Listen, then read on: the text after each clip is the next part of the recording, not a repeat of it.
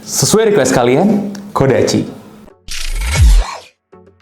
Halo guys, Dimas di sini dan kayak kalian udah minta sedari lama, ini dia Kodachi. Ya kalau dipikir-pikir, merek apa lagi sih yang legend yang belum kita bahas? Ya Kodachi, apalagi. Khusus buat kalian, sebenarnya sih ngerayain 100.000 subscriber ya, kita mau potong ini, tapi tayangnya pasti udah 100 sekian, jadi nggak apa-apa. Mohon dimaklumi aja. Nah, by the way, pas potong-potongnya juga nggak di sini, tapi di studionya Kasih Solusi. Nah, nanti kalian bisa lihat lah kayak gimana potong-potongnya. Tapi sebelum itu, gue akan bahas sedikit dulu tentang sepatu legend ini. Jadi ini tuh kalau by brandingnya sepatu buat volleyball. Tapi sebenarnya ini sepatu versatile banget sih.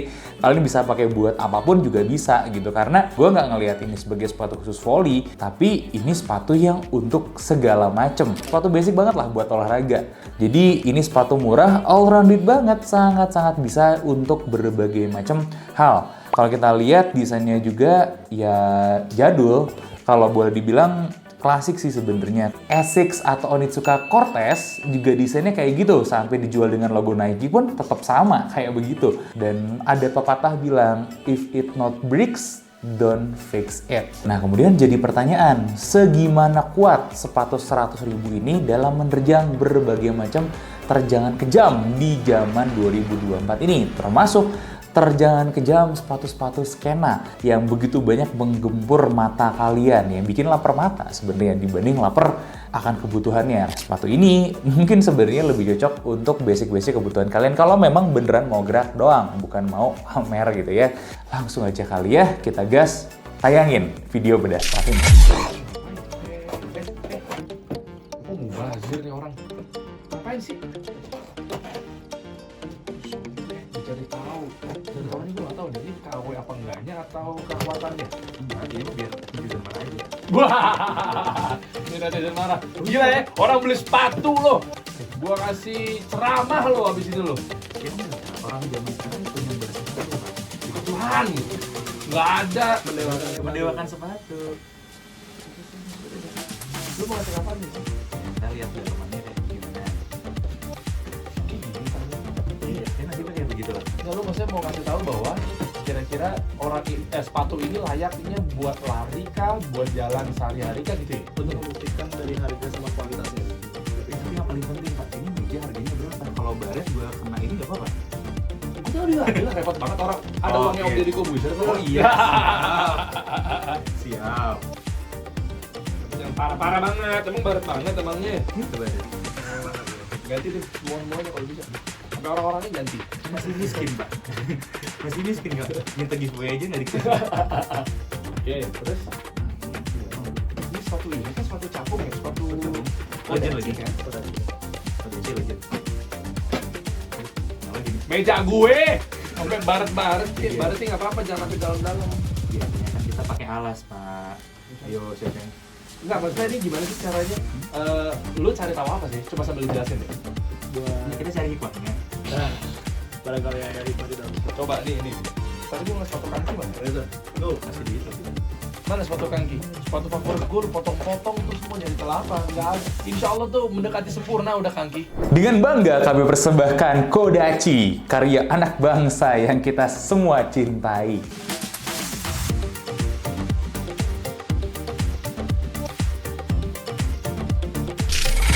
Nah, mulai dari upper dulu nih. Jadi, Kodachi itu kelihatannya tanda kutip culun. Tapi jangan salah, men. Ini level uppernya itu mirip dengan level yang dipakai sama Ventela. Ventela harganya udah lebih mahal nih daripada Kodachi. Yang pakai level upper kayak gini, jual 3 kali lipat. Kodachi jual murah aja, santai aja. Woi, lagi santai kawan. Tapi gimana sih dengan durabilitas upper? Kita udah ngecek by Dremel gitu ya. Ternyata tidak jebol, guys. Jadi kuat memang. Ini cukup bertahan ya meskipun kelihatannya agak heboh. Dan by the way, suede abu-abu yang kalian lihat di depan itu asli 100%. Kita udah tes bakar. Gokil sebenarnya materialnya Kodachi ini melebihi harganya sih kalau gue lihat. Sangat-sangat worth it sekali. Ini overkill, men. Gokil sih. Gokil. Yang gue belum paham itu desainnya. Kenapa dia ada lebih suede-nya di sini? Kalau ini dipakai main bola, gue agak ngerti sih karena yang akan bergesekan kena bolanya ini. Tapi kan volley bolanya nggak ditendang ya. Itu gue nggak ngerti sumpah. Dia berfungsi sebagai guard tambahannya di bagian mata kakinya. As to be expected adalah nanti kalau kalian lihat ada yang nggak rapih gitu dari segi materialnya, ya 100.000 sih. Gimana mau rapih? Kalau dia lebih rapih, dibikin lebih refine, terus ada sejarahnya, si Kodachi ini bisa digoreng kayak Mexico 66 loh. Karena bisa banget buat daily beater gitu. Kalau kalian nggak gengsi, nggak bodoh amat lah sama looks, ya uppernya juga masih bisa diterima banget di zaman sekarang kalau menurut gue ya. Ini heel protector slash stabilizer yang nggak terpengaruh di bagian belakang. Setidaknya lumayan daripada nggak ada, karena heel cup kalian bisa dijaga tetap pada tempatnya dengan karet yang ada di belakang ini. Ya nggak terlalu ngaruh, nggak terlalu ngefek, tapi toh semua sepatu zaman dulu juga kayak begini, nggak terlalu banyak macam-macamnya. Everything's good sih. Gue tidak melihat sesuatu yang minus di harga 100.000. Wah, untuk kelas 100.000 ya, inget ya, ini kelas materialnya itu 8 dari 10. Muah. Nah, gimana dengan bagian soalnya? Bagian soal ini harus gue akui, gue mixed feeling sih di sini. Si Kodachi ini pengen kekuatan ekstra, tapi pengen durabilitas ekstra. Tapi kalau kita ngomongin untuk performance, memang agak kurang. Untuk mendapatkan durabilitas itulah akhirnya digunakan blok karet mentah gitu ya. Dari ujung sini ya panjang sepanjang sepatunya. Walhasil sepatunya berat, nggak durable. Akhirnya dikasih lah ini untuk durabilitas sol yang umurnya pastinya akan panjang karena memang bukan material yang kuat, tapi karena tebal, dia ngabisinnya lama. Ya, kita dari mau 30 detik berkurangnya 4 mm. Itu cukup dalam. Tapi kalau kita lihat salur-salur sininya tebal-tebal gitu, artinya gesekan cukup lama itu nggak bikin sepatunya bener-bener habis. Kenapa Kodachi makin lama makin enak? Bukan itu, sepatunya kekikis terus nih, gripnya masih sama, masih bertahan, materialnya masih sama, dia lebih ringan gara-gara materialnya banyak kekikis. Itu aja yang bikin Kodachi kalian makin lama makin enak guys. Nah, gimana dengan gripnya? Jujur buat di lantai licin itu tuh enak banget. Nah, bayangan gue mungkin kalau memang kita akan main volley fieldnya, lapang volleynya mungkin agak licin sedikit, ini bisa dicengkram dengan baik. Gimana dengan lapang yang lain? Badminton, basket, bisa banget. Tapi kalau udah basah, nah itu masalahnya. Kalau udah basah, jelek banget gripnya. Jadi memang untuk olahraga indoor sangat-sangat good. Gimana dengan lari ya? Ya sama sih kalau menurut gue, cuma buat road running doang dan nggak ada becek, ini bisa banget dipakai. Gue juga agak bingung nih, karena harus gue katakan sebenarnya buat standar olahraga indoor, ini tuh gripnya bagus, performa solnya juga bagus, dan gue boleh lah bilang solid angka 8. Tapi untuk all-rounder ini tetap kurang. Nah, sebagai all-rounder, kita nobatkan aja lah ya, ini sebagai sepatu all-rounder, dari segi soalnya agak-agak biasa, tapi baik, di angka 7 dari 10. Kategori selanjutnya, konstruksi. Ini yang harus kita kasih penghargaan lebih. Jadi, ini tuh pakai vulkanisir untuk sol sampingnya. Ini nih yang unik nih, jarang ada yang double-double kayak gini. Ini vulkanisir itu sebenarnya konstruksi yang kuat guys. Terus, konstruksi vulkanisir yang baik, itu juga nggak gampang mangap di bagian samping-sampingnya. Terus gue ngelihat ini kalau kita pegang, kadar karetnya pun lebih dominan daripada kadar campurannya, tambahannya. Jadi ini vulkanisir yang sebenarnya by standar ilmu vulkanisir cukup bagus. Sayangnya looks-nya kurang bagus gara-gara kurang rapih. Di harga 100 kita mau cari look atau mau cari performance. Karena kalau dari segi performance ini bagus banget. Dibuktikan juga dengan kalau kita bandingin sama Kompas misalnya ya. Ingat kemarin yang ADGI ya, sekitar 2 minggu, 3 minggu ya ada di kita, itu sepatunya mangap guys. Vulkanisirnya kalah gitu ya. Sepatu ini udah ada di kita sekitar 2 minggu, 3 minggu juga sama, tapi nggak mangap. Jadi sepatu 100.000 itu berhasil mengalahkan performa sepatu 600-an something. Nah, sedangkan lemnya kalau dari segi lem ini memang masih kurang mediocre banget, standar banget gitu di bagian dalamnya. Yang bakal lepas itu kalau temuan gue itu sebenarnya bukan di vulkanisirnya, tapi dari insole ke dalam. Ya yang itu nggak apa-apa juga sih sebenarnya. Ketahan sama vulkanisirnya kuat loh. Cuman dalamnya aja yang kurang. Ini inovasi yang bagus ketika lemnya biasa-biasa aja dijaga dengan vulkanisir yang luar biasa. Konstruksi gue kasih 8,5 lah, solid untuk ini. Kalau lebih rapi aja nanti finishingnya atau material-material yang dibikin lebih rapi aja, gue yakin banget ini solid 9 dari 10. Ini tetap dengan standar sepatu 100 ribuan ya guys ya, bukan standar sepatu yang semua harga diperbandingin. Enggak, untuk kelas 100 ribuan ini bagus sekali. Nah, gimana dengan kenyamanan? Kenyamanan itu almost nol, almost zero. Kenyamanan yang gue temukan di sini adalah heel dropnya mendekati 0,5 lebih tepatnya. Ini sepatu yang relatif rata. Jadi kalau kalian mau berdiri, ini oke. Kalau buat lari pun, ya sebenarnya ini oke-oke aja. Memang nggak ada rockernya ya, tapi ya sudah. Memang sepatu lari klasik pun nggak ada yang punya rocker. Mungkin di antara kalian juga akan ada yang bilang, loh kalau gitu ini barefoot dong bang. Enggak, ini bukan barefoot. Kaidah barefootnya tidak ada di sini. Dimana tuh boxnya itu tetap dia ngerucut ya, dia ngecil. Kalau barefoot kan tuh boxnya harus lebar. Tapi apakah ini ngecilnya nyempit? Enggak, karena temuan kita ini itu di size 42 lebarnya 102 mm. Artinya buat kaki-kaki orang Indonesia ini tuh udah akomodatif, udah cukup akomodatif, tapi nggak selebar dan nggak serumi sepatu barefoot di two boxnya. Kayak gitu aja, materialnya gitu-gitu aja, nggak terlalu stretch, bisa stretch sedikit. Oh ini harusnya gue bahas tadi di konstruksi ya.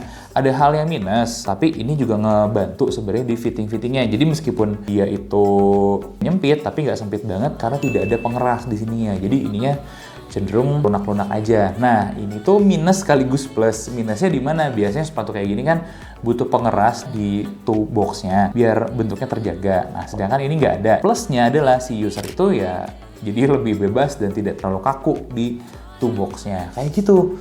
Ya kan zaman dulu nggak ada sepatu lain lagi sih. Apalagi coba zaman dulu kita cuman ketemu Converse basic. Ada sih Converse sudah banyak sih dulu Converse basic yang depannya kan karet ya. Karet lebih keras juga, lebih narrow juga gitu. Apalagi Warrior, ya zaman dulu Warrior ya sama lah kayak Converse gitu. Kontainernya sih apa sih zaman dulu nggak ada, bos. Cortez, Kompas belum ada 90-an. Ini kan 80-an bahkan. Mungkin kalau kalian beberapa akan ada yang mengenang masa lalu banget, zaman sekolah. Memang enak itu foam di sini. Cuman jujur aja foamnya sama karetnya di sini nggak jauh beda gitu. Feel empuknya ya begitu aja. Nggak spesial banget. Karena kalau kita lihat ini sepatunya gampang banget, tekuknya enak banget. Ini sepatu yang bisa banget ditekuk-tekuk berbagai macam arah gitu ya. Ini sebagai sepatu all-rounder, performance-nya so-so bagus, kenyamanannya juga so-so aja. Secara objektif, gue akan katakan ini sebenarnya di angka 6,5. Nah, sebelum gue kasih ratingnya, gue tuh pengen kasih sedikit insight buat kalian. Jadi, banyak di antara orang-orang yang gue lihat nih ketika di event lari, itu maksain pakai Aero Street. Bukan Aero Street jelek, tapi Aero Street itu fashion shoe. Sedangkan sepatu ini lebih dipikirin buat performance. Jadi kalau boleh, daripada pakai Aero Street 100 ribuan, mendingan kalian pakai ini deh. Dan daripada ambil sepatu-sepatu KW 100 ribuan, mendingan pakai ini deh, serius. Karena kalau alasannya, kan gue pakai KW, gue pakai sepatu Cina karena gue miskin. Kasihan tuan, kasihan nyonya. Yang miskin itu bukan elu, tapi otak lu, mental lu. Karena barang 100 ribu udah bisa bagus. Percaya sama gua, barang 100 ribu ini memang nggak gaul, memang nggak keren. Tapi didesain untuk memenuhi semua kebutuhan kamu. Jadi kalau kamu miskin, otaknya gitu ya, mindsetnya, bukan dompetnya ya, nggak jadi alasan buat kalian meninggalkan barang-barang lokal. Nggak jadi alasan buat kalian meninggalkan barang-barang ori. Karena udah ada ori yang mumpuni. Dan rating sepatu ini tuh untuk kelas 100 ribu nggak jelek loh, di 7,5. Menengah agak bagus dan kami pun berani gitu ngerekomendasinya. Itu aja pesan dari gue, karena gue masih mau banget pakai ini buat isi setiap hari. Kalau sampai rusak juga gue nggak terlalu khawatir gitu. Ya meskipun secara performance banyak yang mengalahkan. Ya tapi nggak apa-apa juga, karena kan ini si imbahnya.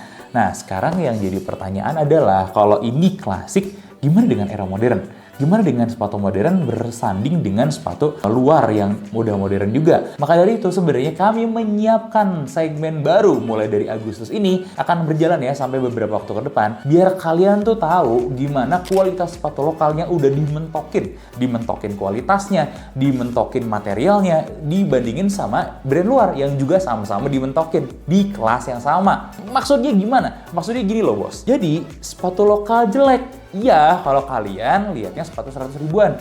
Iya, kalau kalian lihatnya sepatu yang dibikinnya nggak niat. Tapi sepatu lokal itu bagus kalau kalian ngelihatnya dalam kasta yang sama. Nih, buat kalian yang suka jerit-jerit, wah Ortus 2 juta mahal. Bos, kelasnya bukan buat dibandingin sama sepatu 300 ribuan, tapi untuk dibandingin dengan sepatu 3-5 jutaan. Jadinya murah dong 2 juta. Sagara nggak ngotak jualan belasan juta. Bos, Sagara itu kelasnya buat dibandingin sama sepatu 5 juta, 7 juta up. Ya wajar memang harganya segitu. Materialnya nggak murah, lebornya nggak murah. Kalau Sagara mau jualan murah, nanti tukangnya dikasih makan apa? Dikasih makan hasil serutan kayu gitu, potongan kayu? Kan enggak. Itu mereka jualan mahal untuk menghargai craftsmanship. Biar tukang-tukangnya bisa hidup layak. Ngerti bos? Ngerti. Ya. Nah inilah yang lagi kita coba tanyakan sama kalian juga gitu ya.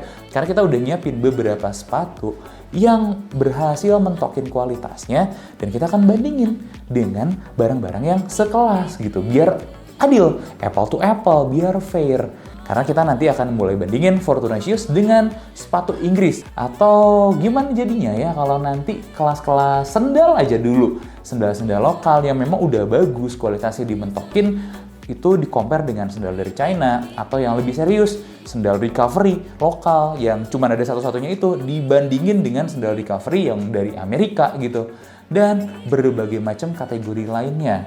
Tunggu aja, konten-kontennya bakal naik di segmen segmen deathmatch kali ya, antara sepatu lokal versus dengan sepatu luar, dan gimana orang Indonesia sekarang sudah bisa membuat sepatu yang baik untuk melayani market yang juga udah makin haus dengan kualitas, bukan gorengan lagi.